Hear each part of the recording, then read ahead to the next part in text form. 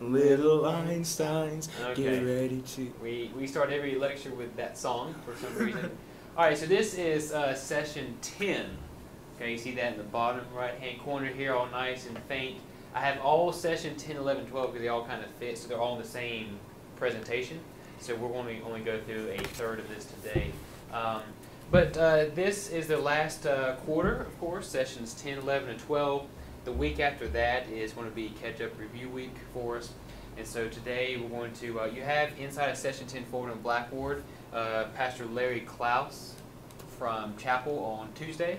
I was talking to him about speaking and had invited him to come to class and share and kind of be that guest lecturer, but he and Dr. Pettit decided to take their Harleys out for a spin and not come to class, which is fine. So he said he would do kind of what he was going to do in Chapel. And so if you watch the Chapel video, I know Kelly says she already did. If you watch it, you'll kind of get a good half the lecture. You don't need to take any notes from his Chapel. I do want you to watch it, but the notes I'm actually got built into here. So you'll be able to get the notes that you need from the presentation today.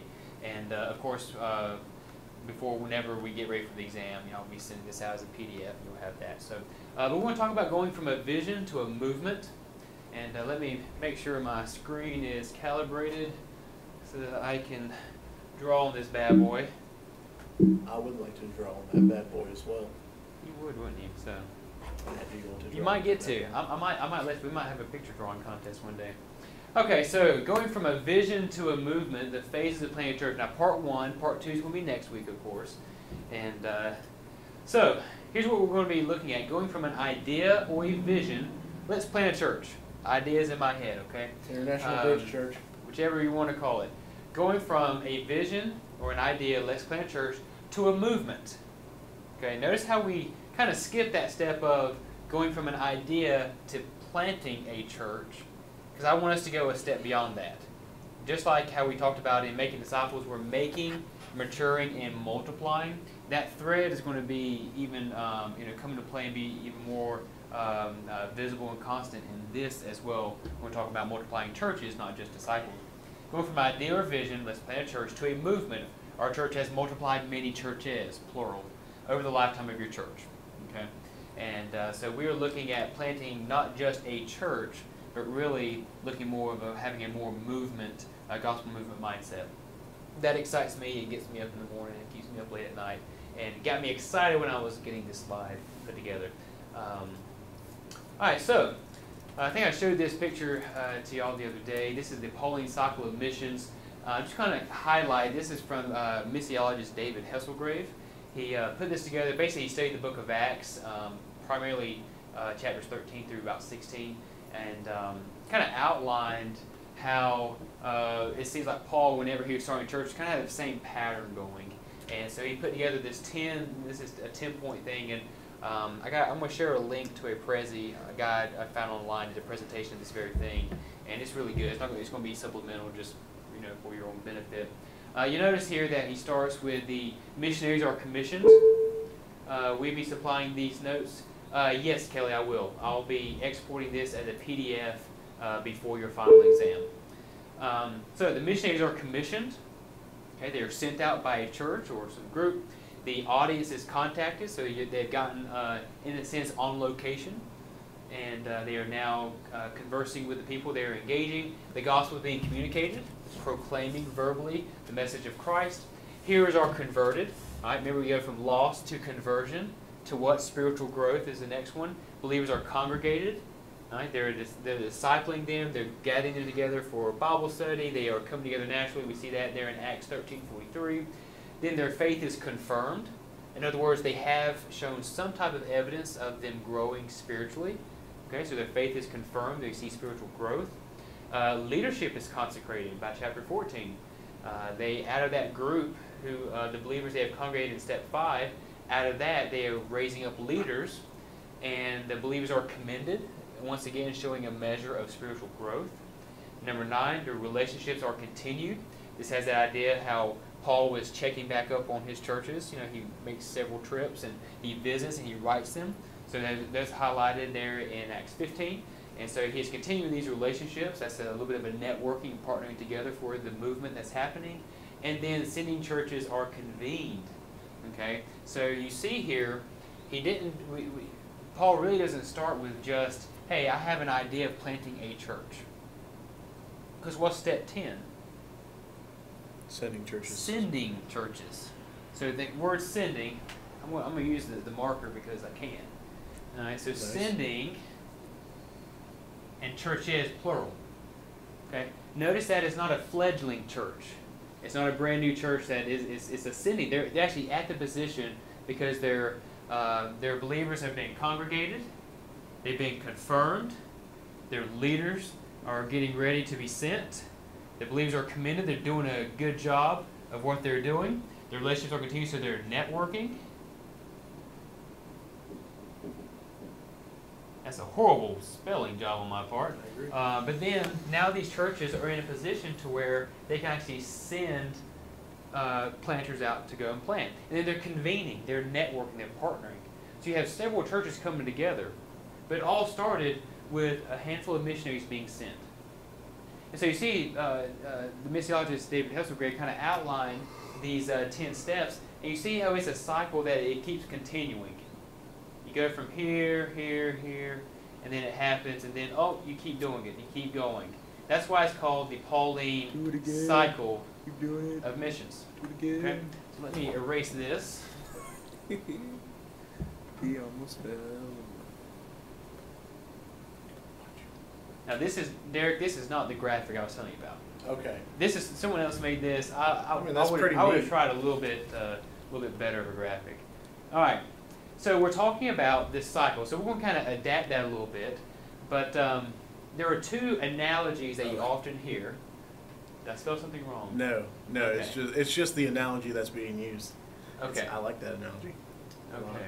That's a nice. So there are two. You kind of hear these. So we know. Okay. What is this church? What is this class called? What's the name of the course? North America, or Disciple Making North America Church Planting. Church planting. Why do we use the word planting? Because it's a verb. Because it's a verb. You're super smart. All right. But what do we talk about? Have you ever heard someone say, "Oh, we're getting ready to birth a new church"? Ouch. Have you heard them Yeah, talk I've about heard that? it. Yeah. Okay. So there's two different analogies that get thrown out, and what I'm going to do today is kind of synthesize and kind of give you the one that you need to know. This is the outline of all outlines. Not just because I made it and labored over this graphic, but it's because I just took what all the smart people said and synthesized it. But anyways, so there are two different analogies. The first one is human growth, and the other one is plant growth, okay? So we see here, now the human growth can get odd. All right, so we're going to be adults here, but we are going to kind of talk about how they... Derek, keep your mouth shut, yes. Don't So- spoil anything So for just me. like we all started this way now, my wife and I are right now expecting our first. He's coming in about 7 weeks. Word? Derek just had his first about 3 months ago.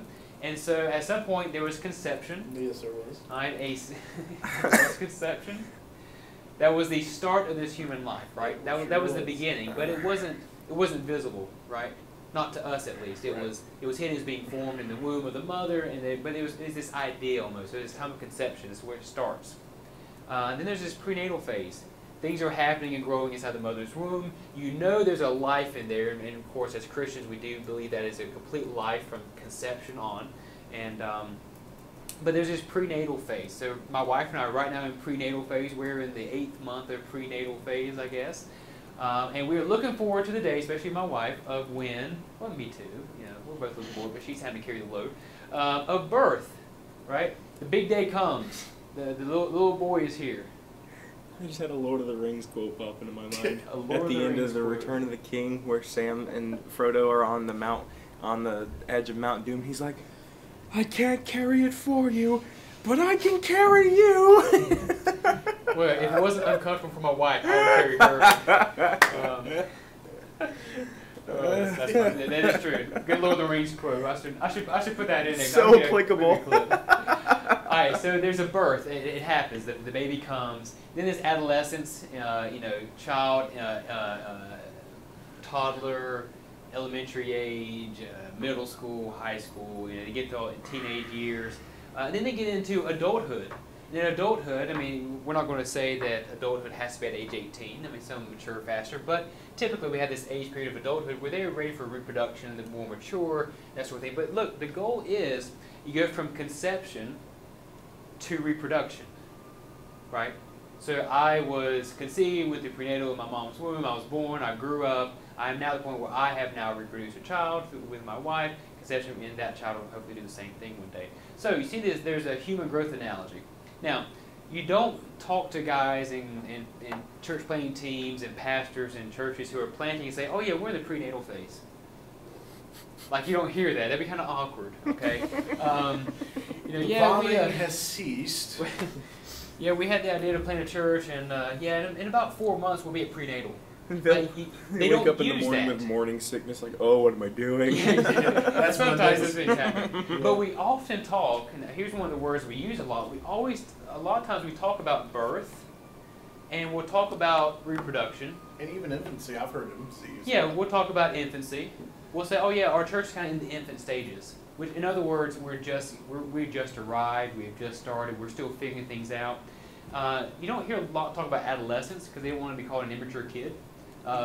So why is it that we use those terms? Well, it makes sense. It's a living thing. It makes sense. So it's the same thing with the plant growth. Okay, you plant a seed. All right. So we're gonna here's our soil.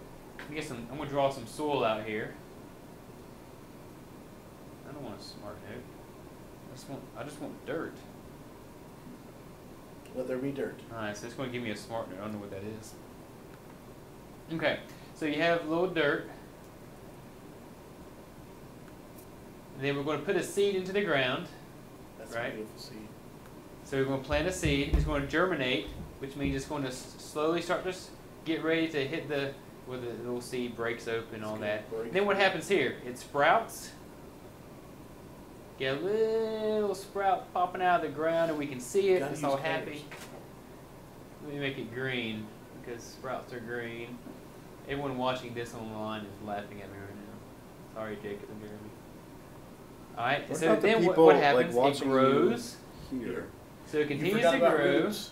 Gotta have roots. Got to have some roots. Let's draw some roots. Put the Those are green roots. brown. That's supposed to be brown. I don't have brown color up here, okay? And then it's going to produce a flower. Y'all want to see me draw a flower, don't you? Yeah. That's amazing. That is a good looking flower, okay? But what's the big deal about the flower? It's protecting the what inside? It's the fruit. Thanks, Kelly. Kelly, that's my drawing. All right. The whole point of this little seed right here, I'm going to get a different color to highlight. This whole point of this little seed is for it to grow, sprout, become a full grown, and then the seeds that are here fall down to the ground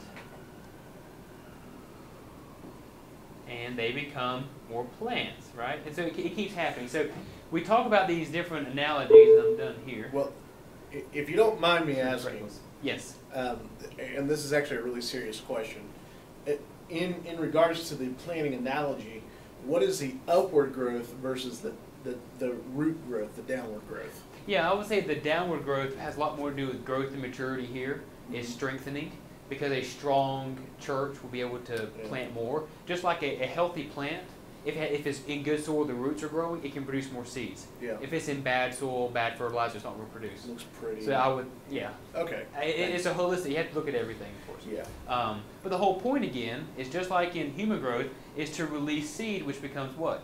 More, right? So, Can we be tulips? you can be tulips. Now, in the church planting realm, we talk a lot about plant. Okay, we get that, planting a church. All right. We don't say, "Oh, our church is getting ready to germinate." No, you really don't hear that. You really don't hear them say sprout. They'll say birth before they say sprout, of course, right? But they talk about growth. They talk about maturing, and they'll talk about releasing. You know, they're talking about releasing their best leaders to go plant a new one. So we hear this. So why in the world is there this combination of all these different things? So I want to simplify for us today, because this is essentially what this class period is about. We are talking about going from an idea, which is conception or planting a seed, to a movement, which is reproduction or releasing more seed. So we're looking at the same thing, but there's kind of different ways of looking at it. Now, let me go to the next slide. This is from one of my professors in my master's program. I took an international church planting class, and one of the best classes I took.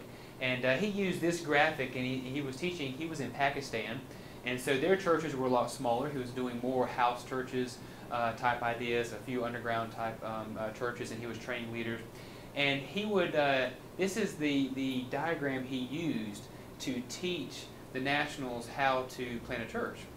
And so he was using it very simply, and he had like some different hand motions that he was teaching. So he would teach 3 or 4 Pakistani leaders in the church. They would go to other villages and then teach the same thing. So he wanted to make an easy to remember model, and so he would actually draw this out in the dirt or on a napkin or something like that. So he would make it easy. So he would tell them to first of all pray. Right? Well, this is actually a heart for lost people, of course. Probably should have made that red. Yeah, I was just thinking. Yeah, let's make it red. That's better. All right, you have a heart for lost people. All right, he's going to pray. Luke 10, pray the Lord of the harvest sends. So they're going to pray for the villages they're about to get into. Then they're going to evangelize. They're going to proclaim the gospel, meet people, share the gospel. Then they're going to take those they're evangelizing. They're going to make disciples, teaching them to obey, Great Commission. Then they're going to take the multiple disciples they are discipling, gather them together into a Bible study, into a church. Most of these were house churches, so you're talking 10, 12 people, maybe at the most. Gather those together. Then out of that group, develop some leaders who will go and do the same thing. So you see how this is the same as this. So you're multiplying churches, or you're multiplying small gatherings of Christians, no matter the size. So you can multiply this to 5,000 people mega churches or 5-member house churches. Okay, the analogy fits. And then what do? After you've multiplied, you're basically, in order to get each of these, you go back through the steps. Each of these had to start with prayer, evangelism, discipleship, gathering together. So you see the analogy kind of fits. We're going from conception or planting the seed all the way to reproduction. But would you agree that every single one of those overlaps throughout the whole cycle? Yes. Yeah, praying, Yeah. I mean, obviously. Yeah. I mean, even once this is established, you're still wanting them to evangelize and make disciples in order to be able to do more of this. Yeah, it's always a continuous thing. But it also helps us look now in the idea of the steps to plant a church. But yeah, you should always be doing it, because that's how we are able to multiply. So let's look next at Larry Klaus's. This is our chapel speaker from Tuesday. So this is, when you listen to it, this is his steps. He did the same thing in chapel last year, and that's why I asked him to come back and do the same thing, because it was really, really helpful for me personally. And he actually shared this in chapel before we had the, actually it was when we were putting together the idea for this church planting minor. So he was really influential in helping us think through it. But here's Larry Klaus's 8 steps, and we'll go very quickly. He said, because you're going to watch this on the chapel. Make friends. We often skip that, don't we? He says the very first step is to make friends. Be a friendly person wherever that you have been sent to plant a church or to make disciples. Make friends with them. Get to know them. Build relationships. Lead that friend to Christ. Disciple them. Gather those who you are discipling into a Bible study. Move that Bible study to Sunday morning. Very, very practical here. Teach them to do the work of the ministry, Ephesians 4:12. Organize the church. Get it more established, and your leadership and that sort of thing. And then reproduce. I mean, it's very, very, very simple. There's nothing crazy technical. Now, do you see some commonalities going from 1 to 8 of what we just looked through? Yeah, like make friends. If you talk to Larry Klaus, he's not he doesn't skip prayer just because just to skip it. He doesn't think it's important. When he's making friends and want to lead them to Christ, he's praying for them the whole time. You see, so there's a lot of overlap. Now, as we move to the next, I've kind of put them all together for you. Hint, hint, hint. This chart is going to be key for your exam. All right, I'll just let you know that now. So you see that I put together the 5 that we have just talked about: Paul's, the human analogy, the plant analogy, my professor Dr. Robinson, and Pastor Larry Klaus, and put them together into these kind of simplified categories. These are the ones that I want you to really know, and these are the ones that are going to constitute next week's lecture. We're going to break these down a little bit further, okay?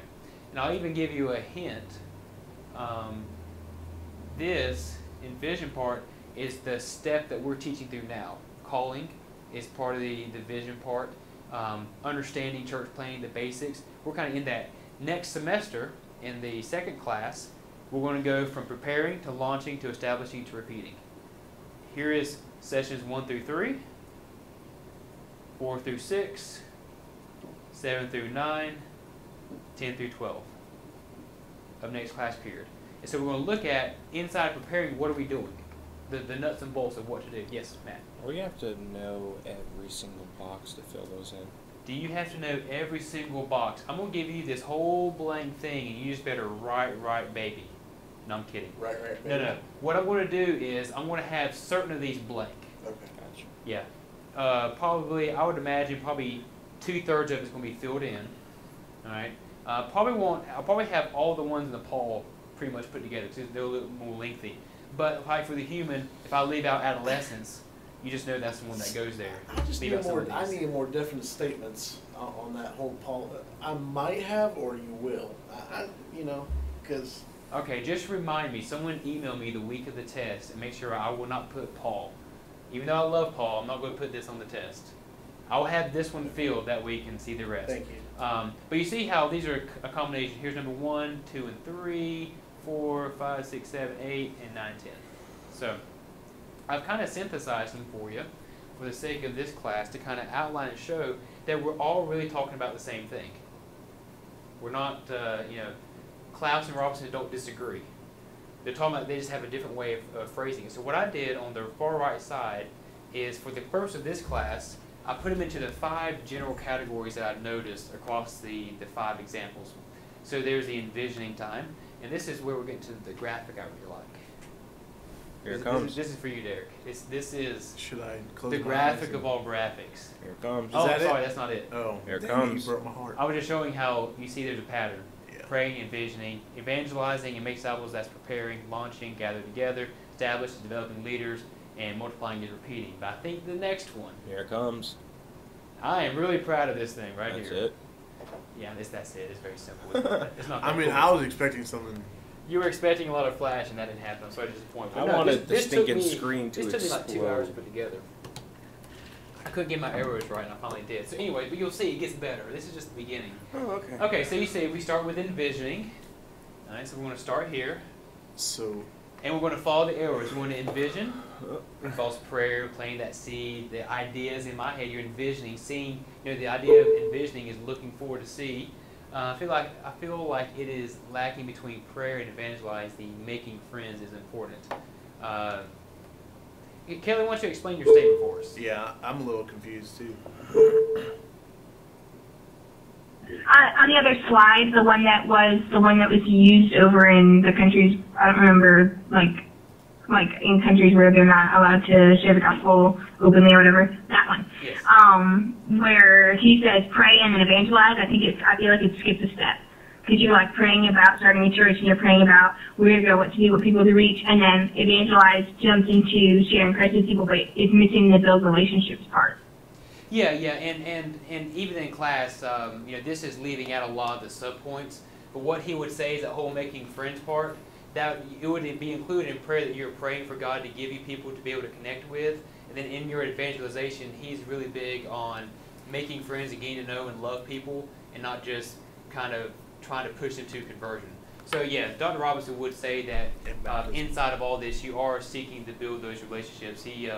He's actually my evangelism professor and was very, very good at that. So yeah, Kelly, you'll see as we get into next week, as we kind of break down each, a lot of those different kind of sub-points that could not be on the screen. You'll see those pop up. So yeah, it's a good point though, because we do have to. We have to make sure that we're praying in every single step. And so he wouldn't say begin with prayer and then stop. You're praying for those you're evangelizing, those disciples. You're praying for the gathering, and those others you're gathering. You're praying for your leaders, and then you're praying for those you're multiplying and sending out. So we know that there are very common essentials that we should be doing the whole time. So it doesn't mean you start one and stop the next type of thing. But very good point, Kelly. Thanks for pointing that out. Okay, so we start with envisioning. We go to preparing. Then we go to the launching phase. Then we get to establishing. And then we repeat. So this week, I'm just kind of giving you the high altitude cloud level overview, and then next week we're going to look at each of the 5 pieces and kind of look, okay, so what is happening in the preparing phase? So it's like a to be continued. Correct. That part 2 is next week. So it's kind of like, I made this, but it didn't quite live up to the expectations, so give me a week and I'll make it even better. Actually, I've already got it made. Can we see it? No, you can't see it. Show Because This it's is made on- unfair. It's made on a Google Doc. It's outlined. It's not made on here yet. We must find it. So I do have the Google Doc ready. It's also on my dry erase board. If you popped into my office, you'd see it as well. Who said that was me? Who's being mean, Kelly? Must be Matt. Okay. There it is. So here's where the graphic gets fun and interesting for the next 2 minutes. All right. So you have here is the church that we have started. Okay. Here was that first one. It's right here. International Bridge. All right. The goal is we want to IBC. plant some that are close by. All right. So this is in our city. This one is near us as well. But we want to send some to others. Since we were talking about North America, maybe we sent one to what's the North American city you guys like? Atlanta. Atlanta. ATL. Okay, we sent this one to Atlanta. Don't. It was I didn't Matt. say He he said didn't do a good job. Oh, I didn't say you didn't do a good job. I don't know. It's what Kelly heard. It's what I heard too. But maybe this group we're sending to what's an overseas city? Seoul. Who? Seoul, South Korea. Is that SEOUL? Yes, sir. Okay, so our That's whole an A. idea. That is a U. Thank you very much. But I will make it clear for you. That's an E. That's an O. Stop picking on my spelling. Okay. It's the pen. The idea is that this one that we started, we're sending, we're multiplying more, right? Some near, some far, but it doesn't stop there. Because we're going from a vision to a what? Movement. A movement. All right, so yes, okay, we've planted these 4 churches. Very good. That's very good. Tap from here. I just had a bad thought. Now, what happens when those start to multiply? Notice that the ones that we have planted, they've also have started 2 others. Some have started 2. Well, this one has only started 1 so far. So these have multiplied. So our church has influenced now all these others, but it hasn't. We're still not done. Are you ready for this one? No, I don't know if I can think you handle are. it. I think you are there. I think you're ready. Can I move this? Brace yourself, because even these smaller ones are now going to multiply as well. Good gracious, the church sizes are getting smaller. Churches and smaller. are everywhere. Have nothing to do with the size of the church.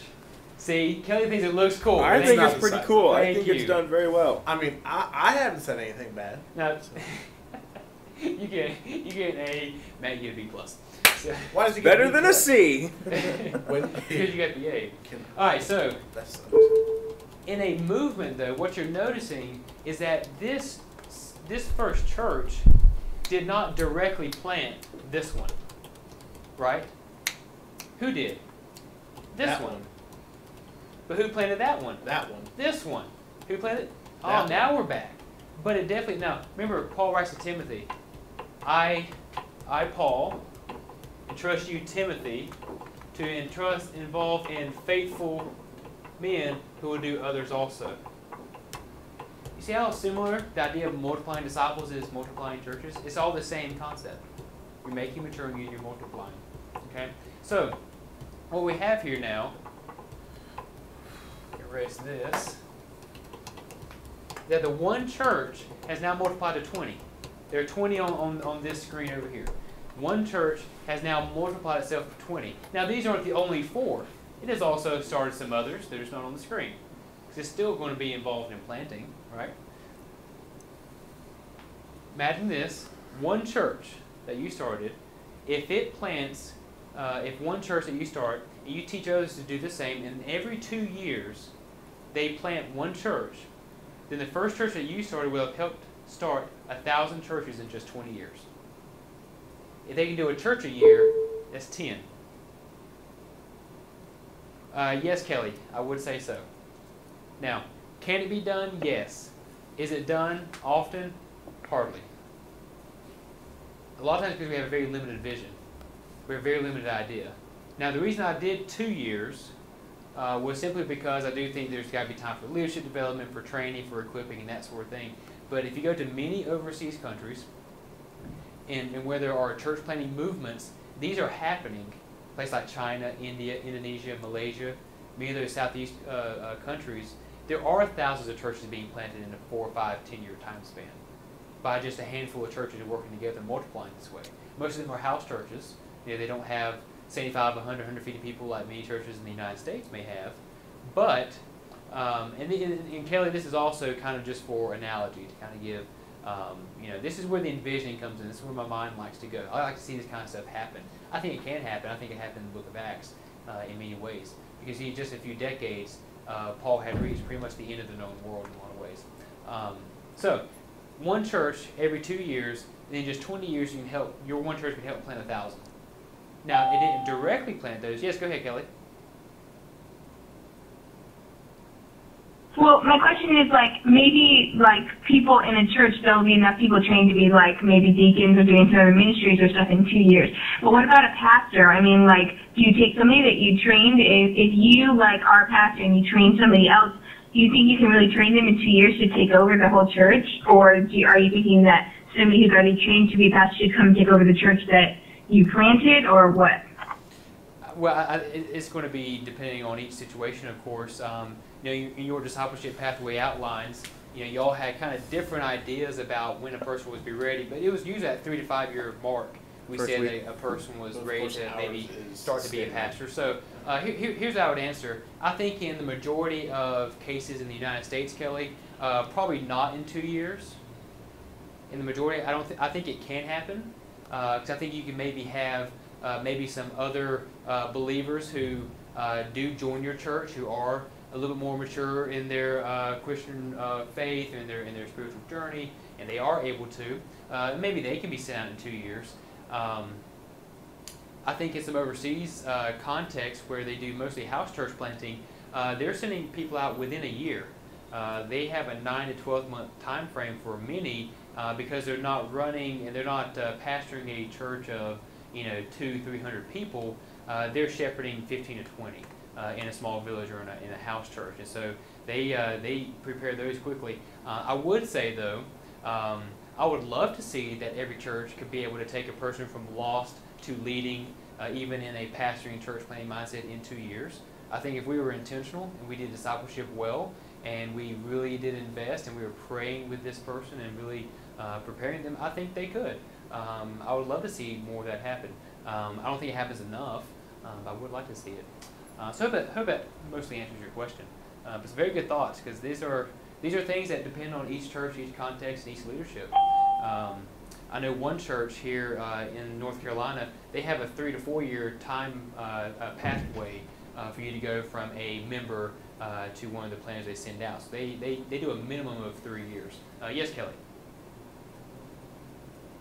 I'm sorry. I just have another question. I was just thinking that what you said about, like, when they're doing, like, just pastoring 15 or 20 people or so, I was just thinking that if they're doing it the way, Multiply and the other books are describing, then if they're growing with the people, like they're just teaching what they're learning from God, then it would work. But if they have the mentality that the pastor, how the church has to have, like, so much, like, learning above, like, that he has to have, that he has to have a minimum of 5 years at a Bible college or other things like that, that really limits their options. And I think that maybe if they're willing to just be learning from someone who's learning, obviously someone who's growing and has a little bit more experience, but if they don't put such requirements on, he has to have so many years of Bible school or something, I think it would definitely make a difference in how fast they could be reproduced and who could be leading them. Yeah, you can see the non-Western mindset with Kelly, and I appreciate that a whole lot. Well, I'm a huge. One of my things, if God ever gave me a platform to be able to write a book, the first book I would write is how to learn from our international missionaries and apply it to North America. Yeah. Because we do expect, you've got to go through seminary for 3 or 4 years, go through our training for another 3. It's almost 10 years for a guy's ready to plant. Whereas in many places, in most international contexts, you don't have that long. you know, the gospel's ready to get out. And so I really think that in North America, and this is why I bring this up and talk about more movements, because we don't think movements in North America. We think, oh, I want to plant a church, I want to pastor that, I'm going to be faithful, which are all very good things, but we often don't think of movement mindset. We think very individualistic. That's a Western mindset. We are consumers, we are very individualistic, and our church planting for the last however many decades has reflected an individualistic mindset, when really it needs to reflect more of a communal and in many ways a more informal approach, to where, yes, you know, would you be willing to stand in front of your pulpit and tell the people any one of you can pastor and plant and lead a church? Of course, you know, the office of elder, we're thinking of men, but would you stand in your pulpit and say, we want every family here and every man here in this congregation to one day pastor and plant? Is that so audacious? That would be odd in the churches I grew up in for my pastor to stand up and say that, because you'd have the majority be like, I'm not cut out for that, that's not me. And it's true, most are not cut out to be that way. But what if we were giving people permission and helping them to think that way? And what if they said, oh, you're not going to be, you know, maybe plant a church in that more traditional sense, but are you doing the activity of praying, evangelizing, making disciples, gathering some of those for Bible study? You can do that as a doctor, as a businessman, as a school teacher, and so forth. So let's, yeah, go ahead, Derek. Yeah, so the whole multiplying thing and sending out from let's say just the hub of the church plant movement, whatever, for International Bridge Church, okay? Would it be appropriate for the primary church, the father church, to eventually dissolve because all the members are out? Yeah. Here's the thing I did not bring up in this lecture, and I almost did. But we as humans, we are born, we live, we reproduce, and then what? We go to glory. We die. Suffering. So how often, I mean, do we have built into our churches a dying plan? You know, we do everything, and I don't, you know, I'm one of those who, I don't like to see churches die. I like to see them reborn, to go back to conception again. It would really go back through the cycle. But I think some really knew they need to die in a good sense and really be reborn, whether through a revitalization or through a merger. A church I was a part of, Revo Church, there was a small Baptist church that was struggling. There were 20-something people left. They couldn't sustain. And so they said, listen, we want to die well, but we actually kind of want to be reborn, and we don't want to leave a legacy. So they said, well, let's merge with this newer church, give them the property, give them everything, and we'll become, two congregations will become one. So in a sense, First Baptist Rural Hall died. They don't have the nonprofit status, they don't have the church sign, but that church is very much alive inside of Revo Church, and it's part of a new one. So yes, we need to have a good dying plan for our church, and if it fades out because all of our people are gone, we have sent out everybody, you know what, that pastor, he gets to go and start a new one himself, or joins one of these others and keep going. I think that's a beautiful legacy, if you die because you multiplied so many. Yeah. But really dying we got a CPR plan, but not a, right. You know, where's the funeral, right? All right, so let me burn it to the ground. Gather its ashes. All right, so this is just for fun as we leave. Now this is where Dustin's crazy envisioning mind. Remember, we're talking about vision, okay? So this is just for fun.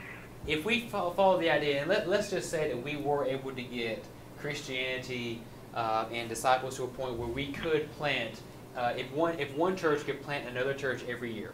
Let's say we could get that, okay? And in the first year of multiplication, you have two churches. The first church and then the second one, correct? Year 2, you'd have 4 churches, because we have all done, each of us have now doubled. We've started another one. All right? And the average church size in the United States is 75 people. Okay? So that's why in that first year, there's 2 churches, 150 people. That's the averages. That's not the worldwide average. We're just talking about, you know, North American size. But look how we get down to year 10. Remember a while ago I said you'd have started 1,000?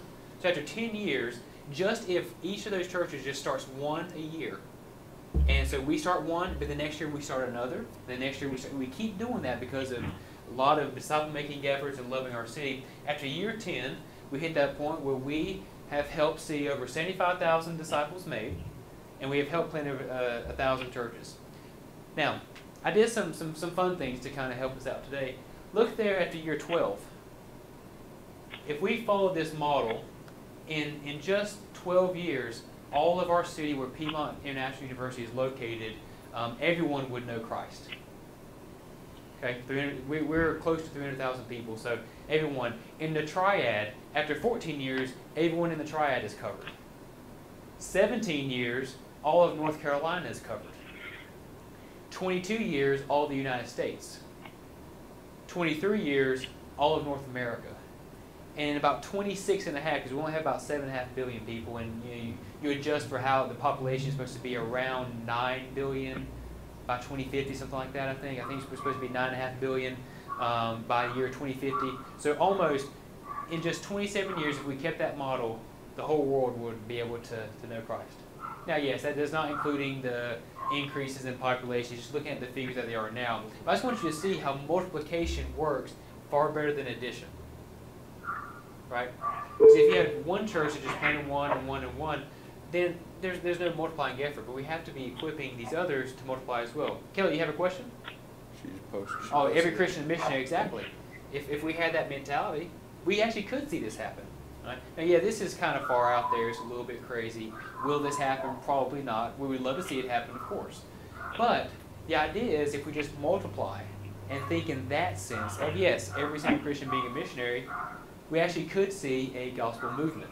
So today we talked about going from a vision to a movement. Now next week, the content is going to be the same thing, but we're going to expound to each of those main points, each of those 5, and kind of look at an overview of the nuts and bolts. So that'll be part 2. Cool. Do we get to hear